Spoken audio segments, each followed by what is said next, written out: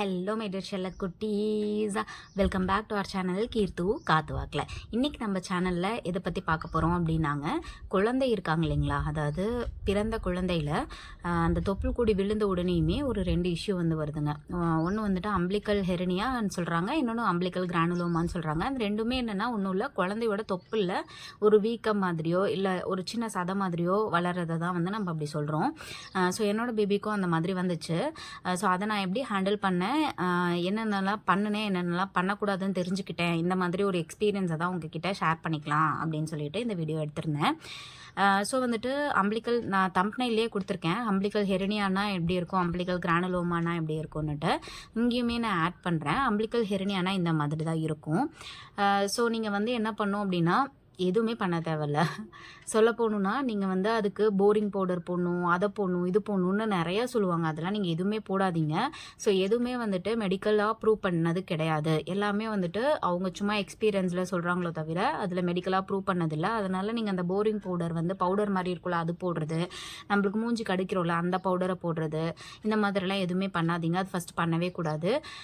அதே மாதிரி அம்பிளிக்கல் ஹெரனியாவுக்கும் கிரானுலோமாவுக்கும் ஒரு சின்ன டிஃப்ரென்ஸ் தான். ஹெரனியானா எப்படி இருக்கும்னாங்க, அந்த தொப்புலே வந்துட்டு சுற்றியும் அப்படியே பல்ஜான மாதிரி இருக்கும். அப்படியே சதை வந்துட்டு அப்படியே வெளியே வந்து புடைச்சிட்டு இருக்க மாதிரி இருக்கும். மற்றபடி வேறு எதுவும் வந்து பார்க்குறதுக்கு தெரியாது. பட் வந்து அந்த உள்ளேருந்து ஏதோ ஒரு இது வந்து புடைச்சிட்ருக்க மாதிரி, வெளியே வந்து பல்ஜாக இருக்க மாதிரி தெரியும். ஸோ அது வந்துட்டுனா அம்பிளிக்கல் ஹெரனியாங்க. அம்பிளிக்கல் கிரானுலோமானா என்னென்னா, ஒரு சதை மாதிரி லைட்டாக ஒரு ரெட் கலரில் சதை மாதிரி வந்து வெளியே தெரியும். அந்த சதையிலேருந்து லைட்டாக வந்து தண்ணி வந்து வந்துகிட்டே இருக்க மாதிரி இருக்கும், ஒரு லிக்விட் மாதிரி வந்துகிட்டே இருக்க மாதிரி இருக்கும். அது வந்துட்டு கிரானுலோமாங்க. என்னோடய பேபிக்கு வந்துட்டு அம்பிளிக்கல் கிரானுலோமா தான் வந்து வந்திருந்தது. ஸோ ரெண்டுக்குமே மேஜராக நிறைய டிஃப்ரென்ஸ் கிடையாது. ரெண்டுமே வந்து அந்த தொப்புள் ரிலேட்டடான இஷ்யூ தான். பட் வந்து அது எப்போ நீங்கள் மெடிக்கல் அட்டென்ஷன் சீக் பண்ணணும் அப்படின்னா, குழந்தைக்கு ஒரு 4 மாதம் ஆகுது, அவங்க குப்பரெல்லாம் விழுந்துட்டாங்க, அப்பயுமே அது வந்துட்டு பெருசாகவே இருக்குது அப்படின்னா நீங்கள் கண்டிப்பாக வந்துட்டு மெடிக்கல் அட்டென்ஷன் வந்து சீக் பண்ணணுங்க.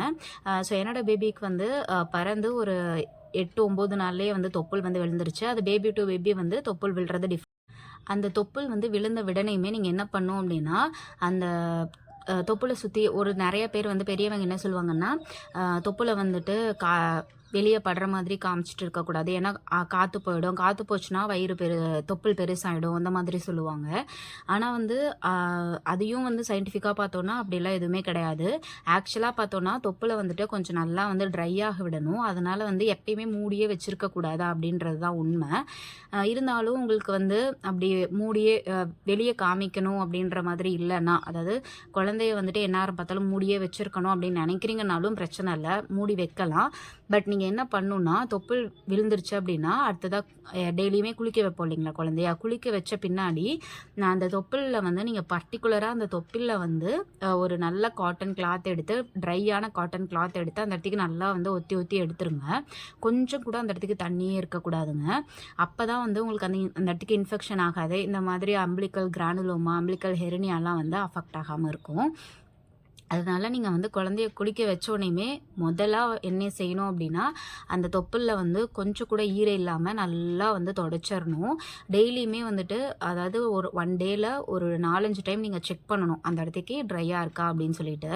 இது எவ்வளோ நாள் பண்ணணும் அப்படின்னா, தொப்புள் விழுந்து அது வந்து காஞ்சிரும். நீங்கள் இதை டெய்லியுமே ஃபாலோ பண்ணிகிட்டே இருந்தீங்கன்னா ஒரு வாரத்தில் இல்லை ஒரு 8 நாளில் அந்த மாதிரி வந்து உங்களுக்கு தொப்புள் வந்து நல்லா காஞ்சிரும். காஞ்சது வந்து உங்களுக்கு நல்லாவே தெரியும். ஓரளவுக்கு அந்த இடத்துக்கு பிளாக் கலராட்ட தெரியும். அப்படி இருந்தாவே நல்லா காஞ்சிருச்சுன்னு அர்த்தம். அப்படி ஆயிடுச்சுன்னா உங்களுக்கு தானாகவே ஹீல் ஆகிடும். பட் நீங்கள் கவனிக்காமல் விட்டுட்டீங்க, அந்த இடத்துக்கு தண்ணி இருந்தும் நம்ம கவனிக்காமல் விட்டுருவோம். என் பேபிக்கு நான் பண்ண தப்பு அதுதான். நான் வந்து ஒழுங்காக அந்த இடத்துக்கு வந்து காட்டன் இதை வச்சு நல்லா க்ளீன், தண்ணி இல்லாமல் பார்த்துக்காம விட்டுட்டேன். ஓகேங்களா, அந்த இடத்துக்கு எப்படியோ தண்ணி இருந்திருக்கு. அது என்ன ஆயிடுச்சு அப்படின்னா, அந்த புண்ணு ஆறாமையே போயிடுச்சு. தொப்புள் விழுந்த அப்புறம் ஆறணும், அது ஆறாமையே போயிடுச்சு. அது ஆறாமல் போனதால தான் எனக்கு வந்து அந்த சின்ன சதை மாதிரி வந்துச்சுங்க. அந்த ஃபோட்டோவையே என் பாப்பாவது வந்து இங்கே ஆட் பண்ணுறேன். இந்த மாதிரி தான் வந்து என் பாப்பாவுக்கு வந்து இருந்தது. எனக்கு வந்து ரொம்பவுமே பயமாயிடுச்சு. ஏன்னா வந்து அது ஃபஸ்ட்டு வந்து கொஞ்சம் சின்னதா தான் இருந்துச்சு. நானும் ஹீல் ஆயிடும்னு நெனச்சேன். ஆனா அது வந்து ஹீலே ஆகல. அதுக்கப்புறமா வந்து கொஞ்சம் ஃபஸ்ட்டு வந்து சின்னதா இருந்துச்சு. கொஞ்ச நாள் ஆக ஆக ஏன்னா பேபீஸ் வந்து சின்ன வயசுன்றதுனால அழுதுட்டே இருப்பாங்க இல்லைங்களா? அவங்க அழுகும்போதெல்லாம் வந்து அது அப்படியே பல்ஜ் ஆயிடும் ரொம்ப. பார்க்கவே நமக்கே கொஞ்சம் பயமாகும். இது வந்து கண்டிப்பா சரியாகாதுன்னே தோணும். அந்த அளவுக்கு வந்து அத பார்க்கும்போது இருக்கும். பட் வந்து கொஞ்ச நாள்லயே என்ன ஆயிடுச்சு அப்படின்னா, என்னோட பேபிக்கு வந்து அது சரியாயிடுச்சு. ஸோ நான் என்ன பண்ணேன் அப்படின்னு வந்து பார்த்தீங்கன்னா, எதுவுமே பண்ணலைங்க. நெறைய பேர் சொன்னாங்க. என் ஃப்ரெண்டு ஒரு பொண்ணு இருக்கா. அவ சொன்னா, "நீங்க வந்து போரிங் பவுடர் போடு சரியாயிடும்னாங்க." அதுக்கப்புறம் அதுக்குன்னு சொல்லிட்டு ஆயின்மெண்ட் எல்லாம் சொன்னாங்க. எனக்கு ஆனா வந்துட்டு அத போடுறதுக்கும் எனக்கு மனசு வரல. ஏன்னா டாக்டர்கிட்ட கேட்காம நம்ம ஒரு ஃப்ரெண்டு சொல்றாங்கன்னா நம்ம எதையும் பண்ணக்கூடாது இல்லைங்களா? அதனால நான் வந்து யோசிச்சுட்டே இருந்தேன். அதுக்கப்புறமா நான் நெறையா வந்து சர்ச் பண்ணேன். இது எப்படி சரியாகும்? யாருக்கெல்லாம் சரியாயிருக்கு? என்ன பண்ணா சரியாகுன்ட்டு. அப்ப எனக்கு என்ன சொன்னாங்கன்னா, உப்பு வந்து வைங்க. கல்லுப்ப வந்து அந்த தொப்புள்ள இருக்கிற இடத்துல வைங்க. அப்படியே காஞ்சிரும் அப்படின்னாங்க. அடுத்ததா வந்து ₹1 காயின் வந்துட்டு அந்த தொப்புள்ள வச்சுட்டு கட்டி விட்டோம்னா காஞ்சிரும் அப்படின்னு வந்து சொன்னாங்க. ஆனா வந்துட்டு, அதெல்லாம் நான் எதுவுமே பண்ணல. ஏன் அப்டின்னா, அ நான் சர்ச் பண்ணி பார்த்ததுல இதெல்லாம் வந்துச்சுங்க. ஆனா இது எந்த அளவுக்கு ரிசல்ட் குடுத்துச்சுன்றத யாருமே வந்து சொல்லல. அண்ட் வந்து நான் சயின்டிஃபிக்கா பார்க்கும்போது அது எதுவுமே ப்ரூவனும் கிடையாது. ஸோ நான் என்ன பண்ணேன்னா, அ அது தெரிஞ்ச பின்னாடி இந்த போரிங் பவுடரோ, இது எதுவுமே நான் யூஸ் பண்ணல. அதுக்கு முன்னாடியுமே நான் யூஸ் பண்ணல. பட் ஒண்ணே ஒண்ணு நல்லா தெரிஞ்சுக்கிட்டேன். நான் ரிசர்ச் பண்ணதுல என்ன அப்டின்னா, அந்த ஏரியாவ நல்லா ட்ரையா வச்சுக்கிட்டோம்னாலே, அது வந்து ஈஸியா ஹீல் ஆயிடும் அப்டின்னு சொல்லி நான் தெரிஞ்சுக்கிட்டேன். நெறைய டாக்டர்ஸ்மே வந்து நெறைய வீடியோஸ்ல அதுதான் சொல்லியிருந்தாங்க. நீங்க எதுவுமே பண்ண தேவையில்ல. குழந்தை குப்புற விழுந்தாங்க அப்டின்னா, தானாவே அது அமுங்கிடும் அப்டின்னு சொல்லி சொல்லியிருந்தாங்க. ஸோ அதனால நானும் வந்து ஓகே, நம்ம வந்து இத பெருசா எடுத்துக்க தேவையில்ல. இதுக்கப்புறம் வந்து அந்த நாள்லேருந்து நான் அத தெரிஞ்சுக்கிட்ட நாள்லேருந்து நான் என்ன பண்ணேன்னா, பாப்பாவ குளிக்க வச்ச பின்னாடி அந்த அந்த ஏரியாவ மட்டும் நல்லா டிஷ்யூ, அதாவது ட்ரை டிஷ்யூ இருக்கு இல்லைங்களா? அது வச்சு நல்லா வந்து அந்த இடத்துக்கு ஒரு துளி கூட தண்ணி இல்லாம நல்லா தொடச்சிருவேங்க. ஓகேங்களா? டெய்லியுமே இது பண்ணுவேன். அதுலயும் வந்துட்டு ஒரு நாளைக்கு ஒரு சில டைம் வந்து அந்த புண்ணு வந்து அந்த கிரானுலோமா வந்து கொஞ்சம் கம்மியாகிற வரைக்குமே நான் டெய்லியுமே, ஏன்னா அது ரெட் கலர்ல கொஞ்சம் நல்லாவே இதா இருந்துச்சு. ஓகேங்களா? தண்ணி வந்துட்டே இருக்க மாரி இருந்துச்சு. அதனால நான் ஒரு 2 எனக்கு எப்பலாம் தோணுதோ அப்பலாம் வந்துட்டு நான் அத வந்து வச்சு வச்சு எடுத்துட்டே இருந்தேன். ஒரு ஒரு 4 நாளைக்கு இந்த மாதிரி நான் ஃபாலோ பண்ணோனையுமே அது வந்து நல்லா குறைய ஆரம்பிச்சுருச்சுங்க. அதுக்கப்புறமா வந்து என் பேபியும் கரெக்ட்டா வந்து ஒரு 4 மந்த்ஸ்ல குப்புற விழுந்தாங்க. விழுந்த அப்புறமா அது வந்து தானாவே வந்து அமுங்கிருச்சு. ஸோ வந்து நான் உங்களுக்கு சொல்றதும் அதுதான். நீங்க தேவையில்லாம அத பார்த்தா ஆனா கொஞ்சம் பயமா தான் இருக்கும். ஏன்னா, அது அந்த அளவுக்கு நல்லா என் ஃபோட்டோலயே பார்த்துருப்பீங்க என் பாப்பாக்கே. நல்லா வந்து கொஞ்சம் பெருசாவே இருக்கும். பார்க்கவே வந்து ஏதோ ப்ராப்ளம் ஆயிடுச்சோ அந்த அளவுக்குலாம் தோணும். பட் அது அப்படி எதுவும் இல்ல. ஸோ நீங்க இத ப்ரிவென்ட் பண்ணணும் அப்படின்னா, ஸ்டார்ட்டிங்லயே வந்துட்டு தொப்புள் விழுந்த உடனேயுமே வந்துட்டு ஃபர்ஸ்ட் பிரியாரிட்டி தொப்புள்ல வந்து நீங்க தண்ணி கொஞ்சம் கூட இல்லாம நல்லா வந்து தொடச்சிரணும். ஸோ அத வந்து நல்லா மைண்ட்ல வச்சுக்கோங்க. அது பண்ணாவே வந்துட்டு இந்த ப்ராப்ளம்லாம் நம்ம ஃபேஸ் பண்ண வேண்டியது இருக்காது. அதனால நீங்க வந்து நல்லா தொடச்சிருங்க. அது பண்ணாலே ஓகே. அதுக்கப்புறமும் இல்ல நான் தெரியாம மறந்துட்டேன், இந்த மாதிரி அடிச்சேன் அப்படின்னாலும் நீங்க கவலைப்பட தேவையில்ல. தேவையில்லாம இந்த போரிங் பவுடர் போடுறது அது இதுன்னு போடாதீங்க. ஏன்னா இன்ஃபெக்ஷன் ஆயிடுச்சுன்னா இன்னும் தான் நம்மளுக்கு ப்ராப்ளம். அதனால நீங்க அது வந்துச்சுனாலுமே ஓகே பரவால்ல. நீங்க வந்து நல்லா ட்ரையா இருக்கிற ஏதாவது துணிய வச்சு காட்டன் கிளாத்த வச்சு நல்லா கிளீனா இருக்கிறத வச்சு நல்லா வந்து அந்த இடத்துக்கு தொட்டு எடுத்தீங்கன்னாலே போதும். தானாவே அதுவே சரியாயிடும்.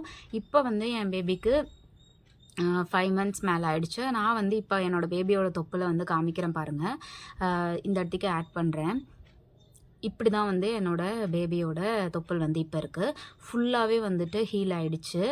கொஞ்சம் கூட அப்படி இருந்ததுக்கான தடயமே இல்லன்ற அளவுக்கு வந்து நல்லா ஹீல் ஆயிடுச்சுங்க. ஸோ நீங்க பயப்படணுன்ற அவசியமே கிடையாது. இது வந்து பார்க்குறதுக்கு கொஞ்சம் அப்படிதான் இருக்கும். ஏன்னா அவங்க அழுகும்போதெல்லாம் வந்து அது அப்படியே வெளியே அப்படியே பெருசா இருக்கா தொப்புளே ரொம்ப பெருசாயிட்ட மாரி தெரியும்.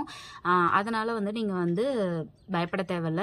நீங்க ஒண்ணே ஒண்ணு பண்ணணும். என்ன அப்படின்னா, நல்லா அந்த இடத்துக்கு வந்து துணிய வச்சு வச்சு வச்சு வச்சு ட்ரையா வச்சுக்கணும். எப்ப பார்த்தாலும் போத்தியே வச்சுட்டு தொப்புள் வெளியே தெரிஞ்சா காத்து போயிரும்னு சொல்றாங்க. அதெல்லாம் கிடையாது.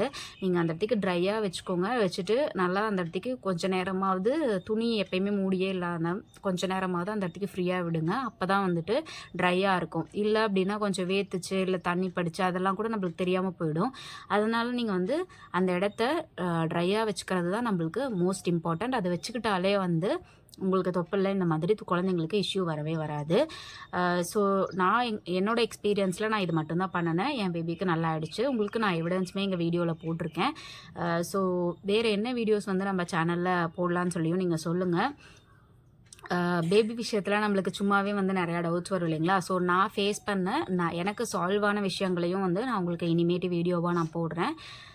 நம்ம சேனலுக்கு சப்ஸ்கிரைப் பண்ணிடுங்க. அப்போதுலேயே பக்கத்தில் இருக்கிற பெல் ஐக்கானையும் கிளிக் பண்ணிவிடுங்க. அப்போ தான் நான் போடுற வீடியோஸ் வந்து உங்களுக்கு வரும். Ta-ta by.